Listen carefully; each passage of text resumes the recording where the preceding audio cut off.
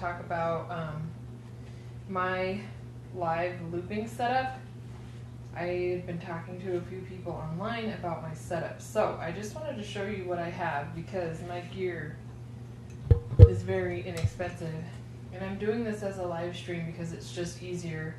I highly doubt people are even watching live, so I don't have the chat on. This is just a much easier way for me to post videos. They post immediately, and then whereas I usually have quite a big upload time. So what you can't see is this camera is a Samsung Galaxy. I don't know, I don't even remember if it's a 6 or a 7, but I'm using this through Restream. Restream is a website where you can create an account and it will allow you to live broadcast to YouTube and Facebook simultaneously without having 1,000 subscribers like you would normally have to have on YouTube. And because I'm using a mobile phone, I also use what's called a Larix, L-A-R-I-X, Broadcaster app. And that's what is running right now so that I can broadcast to Restream through this phone. So obviously I need internet connection to do that. What we're looking at here is called a Saramonic Smartrig. This takes a 9-volt battery, so it's completely portable, doesn't require its own power. It even has phantom power.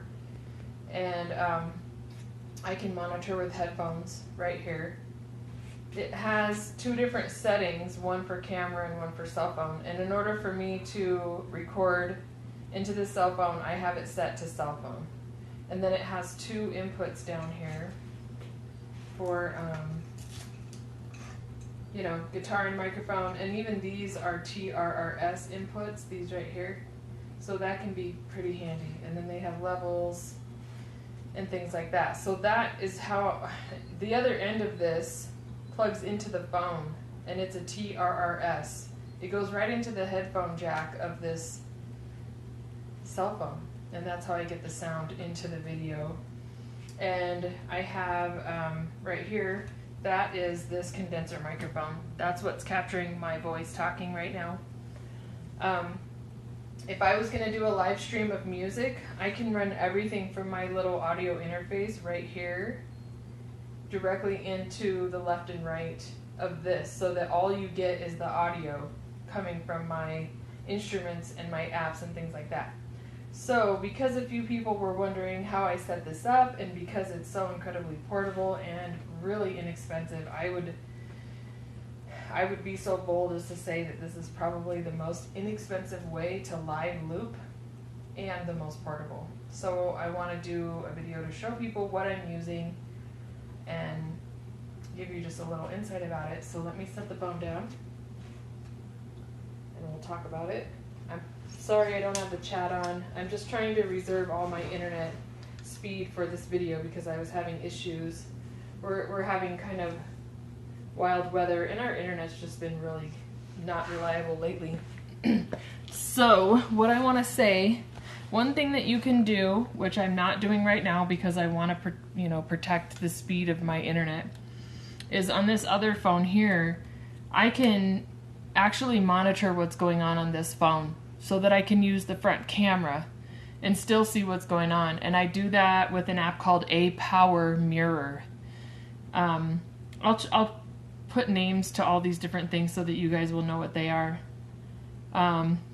And you do have to have Wi-Fi. You have to be on the same Wi-Fi connection to do that. So, but it's handy because then you can monitor what's going on your screen and know, if your stream suddenly stopped. So like right now I'm not doing it, so I wouldn't know if something happened. But it's handy for that.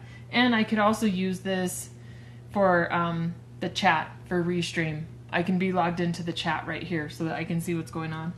So I've decided to take my old iPhone and make it my dedicated live music, live looping device, because I used to use it for phone calls, but if I get a phone call in the middle of music, it just throws everything off. So I switched, and now I take phone calls on this phone instead, and this is dedicated to music because it just does so many things and it's so useful. iPhone has just in my opinion, better apps than Android does for this type of thing.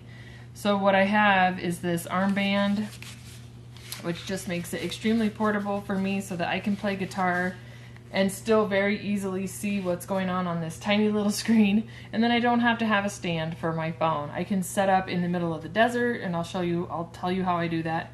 I can set up anywhere where there's no power source. I don't have to have internet to run this program.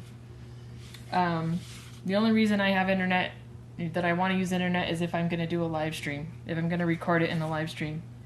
So I'm using Quantiloop app, and it's hosting whatever apps I want to use for my events and phones and for my Launchkey Mini. Now the cool thing to have you can Groovebox is incredibly handy. I really highly recommend you checking into it. It's super easy to use, and you can load up to 8 different types of synthetic instruments like drums, bass, pads, there's so much things you can customize. You can play it without using presets. You can make your own presets. It's just unreal what you can do. It's handy to have a Launchkey. I found this at the thrift store and had no idea what it was. It's brand new. I mean, and tool. I'm not going to demo the sounds of everything right now. I just want to explain how this setup is functioning and what's going in with it. But Groovebox, you need to check that out even if you don't get a Launchkey Mini.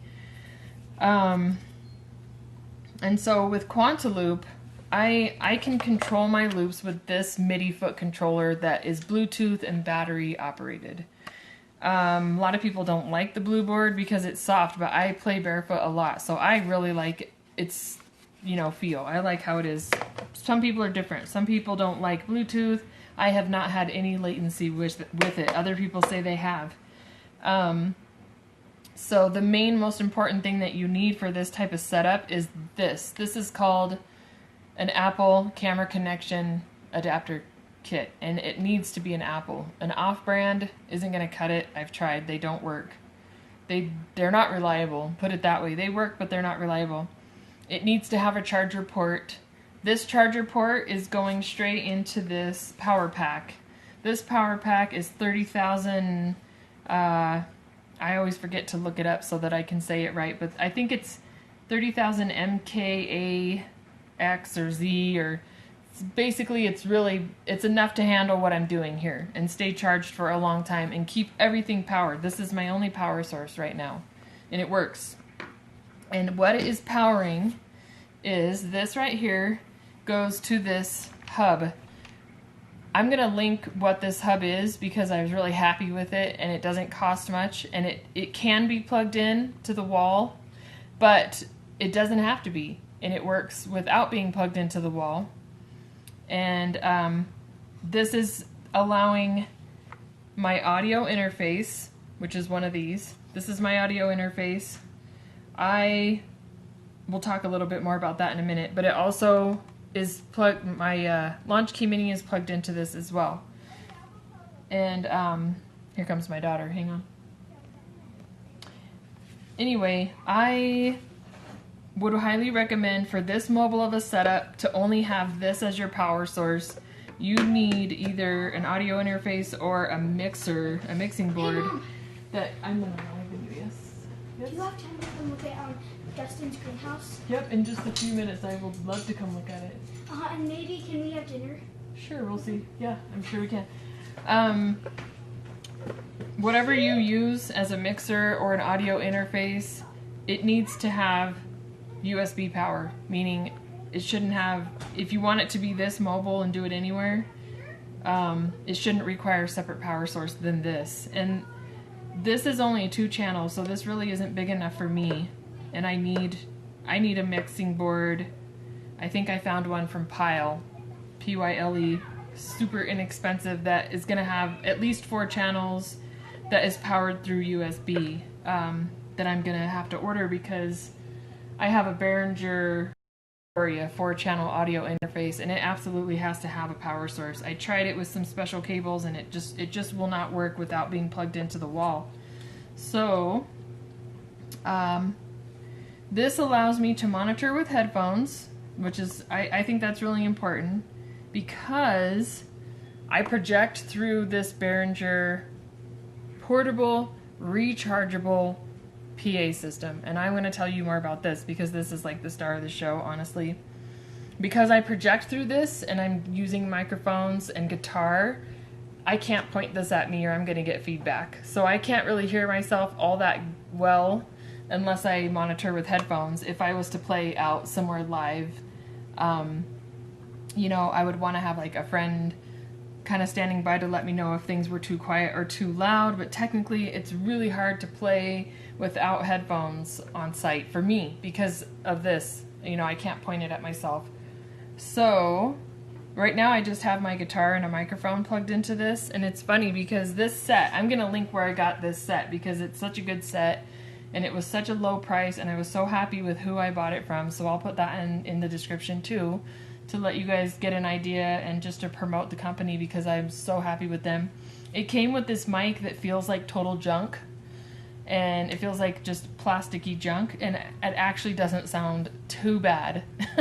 I was really happy with it. It's just a little dynamic microphone. But it also came with this excellent bag that I absolutely love. I just have wires everywhere. I would have this more organized, obviously, on a regular basis. But it's got this nice zip-up bag with a handle. So, and a little pocket here. This is perfect for this. I can take this thing anywhere. And so, I'm using, these are the outs on my interface that go, they can either go to this PA system, and they're really long so that it can be far away from me if I want it to be. Or if I really wanted to do a live stream and not project through my PA, these outs can go directly into my Saramonic Smartrig that I was just showing you, and I can project the sound directly into this video on a live stream, or just a video that isn't a live stream. So, but what I'm trying to do, I need enough inputs to where I can have a microphone behind my cajon so that I can loop out in public or anywhere I want to. If I want to do a cool video of me playing out in the middle of the desert, I can do that. If I get something that has, I need at least a guitar and 2 microphones to do the type of stuff that I want to do. With the hand drums and tambourine and shaker and vocals, and to be able to loop it all and create a spontaneous song on the spot is really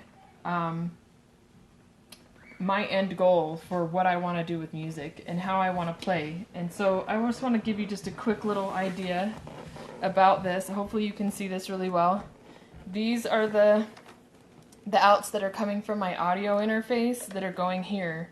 And maybe this might not be convenient if you don't have this certain type of cable, but I particularly had these already, and so they came with this M-Audio interface, this particular style.